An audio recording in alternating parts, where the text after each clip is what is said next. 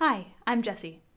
The first step to programming in C++ is to download and install an IDE. An IDE, or Integrated Development Environment, is a software application that enables you to write and build your own applications. When selecting an IDE, it's important to consider the platforms on which you want your application to run. Examples of platforms are Windows, Mac, iOS devices like an iPad or iPhone, Android devices like phones and tablets, and even game consoles like PlayStation, Xbox, and Wii U. For a comparison grid of most C++ IDEs being used today, I've included a link to a Wikipedia article in the description below. But here are some rules of thumb.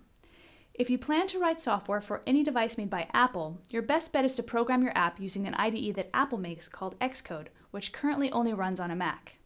If you plan to make software for Windows or game consoles like PlayStation and Xbox, Microsoft Visual Studio is a solid choice. Visual Studio Express 2013 for Windows Desktop is free to download and use for individuals and small groups.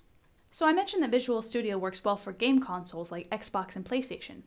You can write all the code yourself, which is a lot of work, or you can leverage awesome game engines like the Unreal Engine made by Epic Games, which creates runnable prototype projects so that you don't have to reinvent the wheel. How about Nintendo Wii U? Well, for now, I actually recommend that you not use C++ and instead use Nintendo's currently suggested development path, which is the Unity game engine that includes its own IDE, and program your game in C#, which is a similar but different language. Android apps. If you want to make Android apps with C++, consider the Eclipse IDE with the Android plugin. That's C++ IDEs in a nutshell. If you'd like to get more fast info without the fluff, click subscribe and I'll see you in the next video. I'm Jesi, and thanks for watching.